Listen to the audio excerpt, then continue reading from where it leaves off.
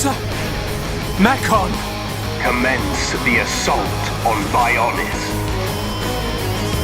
The Monado.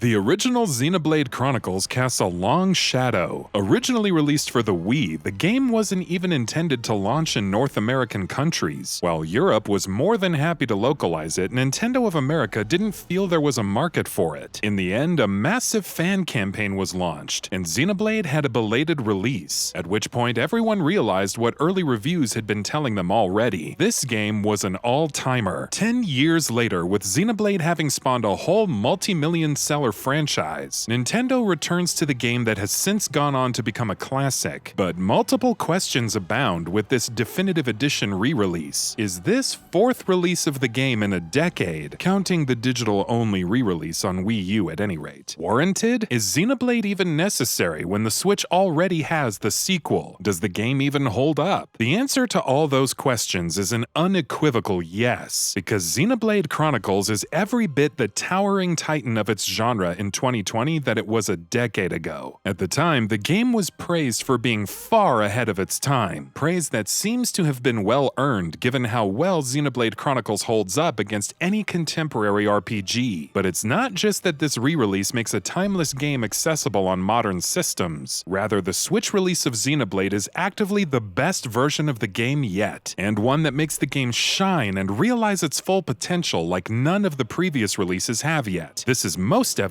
in what is the most immediate and biggest update the game has had: the graphics. The original Xenoblade Chronicles, while being an astonishing technical achievement for being on the Wii, was, let's face it, an ugly game. Oh sure, the art style was strong and there were gorgeous vistas and environments for you to explore, but the character models looked like they belonged in a PS1 game. Low resolution and SD format seemed to be cramping out the whole world. The textures didn't hold up to any scrutiny and the animations were janky and awkward. The new 3DS release, which similarly was an astonishing technical achievement, made matters worse, with even lower resolution, a far smaller screen cramping things even more, and a system that was weaker in many ways, which necessitated further compromises. On the Switch, though, Xenoblade Chronicles sings. The character models have gotten the most dramatic facelift, although the environments have been cleaned up as well. The widescreen aspect ratio does wonders for encapsulating the game's literally sweeping sense of scale, and while some problems remain, most notably the animations are untouched and the textures are still pretty rough. The upgrades, coupled with the game's extraordinarily strong art style, make Xenoblade Chronicles Definitive Edition a really pretty game. Don't get me wrong, it obviously won't win awards for its graphics, but it looks positively gorgeous on the big screen, with the visuals taking a noticeable hit in handheld mode, though the game still performs better on that front than Xenoblade 2 did. The discussion of this game's graphics is about more than just aesthetics, though. Xenoblade Chronicles has a vast, stunning, strikingly gorgeous world, with some of the most imaginative environmental designs to have appeared in any game ever. The true beauty of Bionis and Mechonis has never bloomed like it does in Definitive Edition, with the expansive, never-ending gorgeous vistas stretching out before you as far as the eye can see, until it meets the towering limb of Bionis, looming over everything. The graphics create an incredible sense of place and instill the appropriate sense of wonder at the wild, almost surreal lands you will find yourself traversing. Let's talk about those lands for a second, because Xenoblade's world deserves a special shout. In this game's world, the story goes that Bionis, representing biological life, and Mechonis, representing mechanical life, were two titans that fought a timeless battle against each other in a time long past. Neither titan could establish any clear or lasting victory, and eventually they both fell quiet and lifeless, with their gigantic bodies serving as the world that new life grew on. Biological life, including the human-like horns, on Bionis, and mechanical machine life on Mechonis. Xenoblade Chronicles has an incredibly varied world, with caves, grasslands, tundras, swamps, forests, mountains, you name it. It's not just skin-deep beauty either, because each area is designed marvelously well, relying on interesting landmarks and distinctive land formations to guide the player and their curiosity, and naturally instill still a desire to explore the world in the same way that Breath of the Wild's Hyrule did, another game, coincidentally enough, that Xenoblade developers Monolith worked on. You can spend hours lost in Xenoblade's world, and it is always time well spent because all effort is appropriately rewarded. The vast nature and freeform exploration of Xenoblade actually predates the modern open-world trend, and it was one of the reasons the game was originally considered so ahead of its time when it originally launched. Today, open-world games are far more common, and while Xenoblade's instanced and discrete environments are very obviously not a true open world, they can stand side by side with most modern games in the genre and still come out on top. Much like with the graphics, Xenoblade Chronicles represents a thorough and indisputable improvement in all other areas. The game's battle system, for example, is still almost entirely untouched from the original game, with its mix of auto combat and MMO-style cooldown-bound powers and attacks. Xenoblade's battle system, while borrowing immensely from Final Fantasy XII, was almost entirely unique at the time of its release, and while this is the one area where its follow-ups have improved things immeasurably, it still largely holds up. There is definitely some jank. The positioning detection doesn't work as well as it always should, and a lot of times you're at the mercy of AI party members doing what they should be doing, when they should be doing it. But it's compelling and engrossing and incredibly deep, leading to a whole lot of flexibility in how you design your character's roles within your party. In spite of the minimal changes, however, the battle system benefits from a lot of QOL additions, including the ability to tell when which attack will be most effective, for example, as do the game's famously bad side quests, which, now that they are properly and persistently marked and tracked and all requirements explicitly laid out so you don't have to go over all of Bionis and Mechonis with a fine-tooth comb, are far more tolerable now. The music of the game has also seen a touch-up, but this is nowhere near as comprehensive as the visuals, which is a good thing because the original soundtrack is incredible and shouldn't be messed with. The minor changes made to the soundtrack are all for the better, bringing out the soul of the songs even more than the original tracks did, though if you find yourself preferring the original rendition, you can switch back to it at any time. The other big change is the addition of an entirely new area and new story content. This takes the form of a brand new epilogue for the story called Future Connected, which takes place after the events of the original game. Future Connected adds an entirely new area, Bionis' Shoulder, to the game, as well as a brand new plotline that resolves some threads from the original game that weren't fully wrapped up, while opening up a few whole new cans of worms, narratively speaking. It also features a new battle system, although new is a bit misleading here. It is almost identical to the battle system in the base game, with some features being substituted by other, very functionally similar ones, as well as new side quests which are actually substantive and well designed, unlike the ones in the base game. Future Connected represents an incredibly engaging bit of content. It almost feels like an expansion for the original game in many regards, and is worth playing through all on its own. Thankfully, you can access it from the title screen at any time, without having to complete the base game, an option that I'm sure veterans will appreciate. As far as monikers for re-releases go, Definitive Edition is pretty reused and almost never accurate. Xenoblade Chronicles represents the rare time that this name fits, in spite of its age and the bevy of re-releases the game has already had previously. Xenoblade Chronicles Definitive Edition delivers the authoritative, definitive take on a classic game, one which stands the test of time and remains as compelling today as it was back when it first launched, if not more so. With its time-honored metaphysical story, its stunning world, gorgeous soundtrack, and intricate RPG mechanics and systems, Xenoblade Chronicles Definitive Edition is quite possibly among the best RPGs in a generation full of amazing ones, and an absolute must-buy for anyone with even a passing interest in the genre. And that about does it for this video. If you enjoyed what you watched and want to see more from GamingBolt, please hit the subscribe button. Also, don't forget to switch on the notifications bell icon next to it. That way you'll never miss any of our videos. Thanks for watching.